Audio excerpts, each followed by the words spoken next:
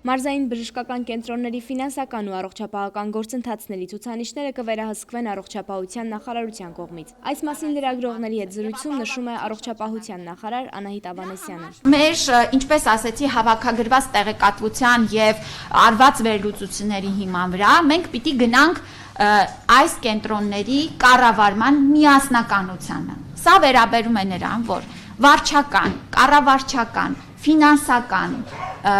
տվյալները կառավարումը պետք է իրականացվի հնարավորինս խոշորացված ձևաչափով։ Ես միանգամից ուզում եմ փարատել բոլորի մտավախությունները, որ որևէ բժշկական կենտրոն չի փակվելու, որևէ բժշկական կենտրոն չի կրճատվելու եւ բոլոր բժշկական կենտրոնները շարունակելու են մարզային գործել իրենց տեղերում, շենքերում եւ տեղակայման վայրերում։ Ըստ նախարարի, բժշկական կենտրոնների միավորմամբ կլուծվի մարզային բժշկական կենտրոններում աշխատող նեղ մասնագետներին պատշաճ վարձատրելու հարցը։ Սյունիքի օրինակի վրա բերեմ։ Մենք ունենք շատ նեղ մասնագետներ, որոնք որ պիտի հոսք ունենան պացիենտների եւ մասնագետը, որպիսի օրինակ սպասարկի մի քանի վիրահատությունների այսպես հավաքագրվի պլանային եւ այդ սպეციფიկ վիրահատությունները իրականացվեն, դժվար է միայն Գորիսի բժշկական կենտրոնի համար նման մասնագետ պահելը։ Եվ մեր նպատակն է, որ այս միավորումների արդյունքում մենք ապահովենք, որ մասնագետները Կապանից, Գորիսից, Սիսյանից եւ Մեղրիից շատ հեշտությամբ ծառայությունները կարողանան մատուցել հենց տեղում, քանի որ արդեն չենք ունենալու մեկ ՓԲ-ից գործուղել մեկ այլ ՓԲ։ Պետությունը շարունակում է ներդրումներ իրականացնել մարզային բժշկական հաստատություններում։ Այս գործընթացը գնում է երկու ֆինանսական եւ ռեսուրսային օղակներ օգտագործելով։ Մեկը պետությունը ուղիղ ներդրումներ է անում կապիտալ շինարարությունների մեջ։ Հիմա առաջիկայում մենք 26 թվականի առաջին 6 ամիսներին կբացենք Սիսյանի բժշկական կենտրոնը։ Մենք այս պահին էլ նորացվող ծառայությունների շրջանակը հաշվի առնելով անընդհատ փոփոխում ընդլայնում ենք սարքավորումների շրջանակը, որ այնտեղ պետք է տեղադրվի։ Ուրեմն Մարտունին բժշկական կենտրոնը չուներ օրինակ համակարգչային շերտագրում եւ նոր բժշկական կենտրոնի տրամաբանության մեջ արդեն հայեցվել է։ Մյուս տրամաբանությունը լիզինգային ծրագրերն են եւ մեր բժշկական կենտրոններն էլ պիտի կարողանան այս բոլոր գործիքներից օգտվելով ավելի փոքր ներդրումներ պահանջող սարքավորումներով հագեցվեն։ Հարցին ինչու են մի շարք բժշկական հաստատություններում տնօրենների հաստիքները մնում թափուր եւ ինչու ժամանակավոր պաշտոնակատարները չեն հաղթահարում մրցույթները, նախարարն այսպես է մեկնաբանում։ Սա նշանակում է, որ նորից կրկնում եմ, մրցույթները ֆորմալ բնույթ չեն կրում։ Մեզ մոտ մրցույթները կրում են իրական բնույթ։ Եվ այո, որևէ այստեղ խնդիր չեմ տեսնում, որ բժշկական կենտրոնների տնօրենները մրցույթին հավակնում են, մասնակցում են, ծանոթանում են, լինում է չեն անցնում, հետո ավելի հստակ ուրեմն պատրաստվելով, ծանոթ լինելով անցնում են։ Չեմ հասկանում ինչու՞ն է խնդիրը։ Հիմա եթե բոլորը նշանակվային, պիտի ասեիք, ինչու եք մրցույթ անցկացնում։ Դե հենց տարեք նշանակեք էլի, եթե այտենց բոլորը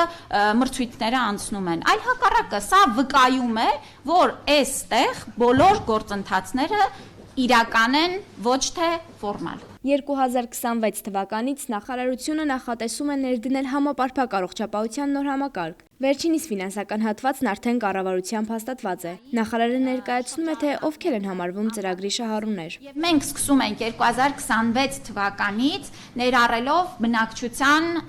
ուրեմն հետևյալ խմբերը։ Մինչև 18 տարեկան երեխաները պետության 100% սուբսիդավորմամբ կներառվեն ապահովագրությամբ համակարգ 65 տարին լրացած քաղաքացիները եւս 2026 թվականից կներառվեն ապահովագրության համակարգ։ Եռափուլ ծրագրի երկրորդ եւ երրորդ փուլերում 200,000 դրամ ստացող եւ ոչ մի խմբում չներառված անձինք նույնպես կներառվեն ծրագրում։ Այս խումբը ներառվելու է ապահովագրության մեջ 2027 թվականի, 2028 թվականի։ Ինչպես է մեղմելու, սա շատ կարեւոր է։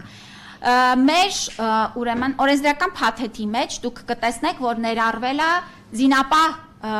հիմնադրամին ուղղվող մեր ամսական վճարների շրջանակներում որոշակի հատվածը, այս մասով էլ հաշվարկները ներառված են փաթեթի, ուղղել դեպի առողջության ապահովագրության փակելուն։ Մարդկանց մի մասը ծառայությանը դիմում է այն ժամանակ, երբ դանակը ոսկորին է հասել։ Նախարարը կատակում է. Մեր մոտեցումը նա է, որ ծառայությունները հասանելի լինեն այն ժամանակ, երբ որ դրանք ծախս արդյունավետ են, ավելի պետության եւ մարդու բյուջեի համար այդ ծառայություններից օգտվելը ծախսատար չէ այդքան եւ նպաստել, որ մարդիկ ճիշտ վարքագիծ դրսևորեն իրենց առողջությունը հետևելու համար։ Հաճախ կատակում ենք, որ բան ունենք, երբեմն երկու ծայրահեղ մոտեցումներ ունենք, որ մարդը գնում բժշկի միայն շտապօգնության միջոցով, երբ որ իսկապես էլ չի կարողանում սիմպտոմները կառավարել, կամ էլ երբ որ մի հատ փռշտում է, այսինքն այս երկու ծայրահեղություններից մենք պիտի գանք ճիշտ վարքագծի։ Քաղաքացին ինքը պետք է դիմում գրի ներառվելու ապահովագրության համակարգում։ Այն քաղաքացիների մասով, որոնք որ սուբսիդավորվելու են պետության կողմից, այս անձինք եւս ակտիվ վարքագծով պիտի քայլ անեն ներառվելու։ Այսինքն ապահովագրության ռեգիստրում ներառվելու համար քաղաքացին պիտի դիմում գրի եւ այդ ամբողջ համակարգը հիմա այսպես կազմավորման փուլում է։ Պարզ մեխանիզմ է լինելու առանց բարդացումների, բայց այո, անձը պիտի ակտիվ համաձայնվի ապահովագրական համակարգ ներառվելու համար։ Մենք ավտոմատ ոչ մեկին համակարգ չենք մտցնելու։ Նախարարությունը նախատեսում է 3 տարվա ընթացքում պետպատվերի համակարգից անցում կատարել ամբողջական ապահովագրության համակարգի։ Շողեր Ղլիջյան, Արմալուր։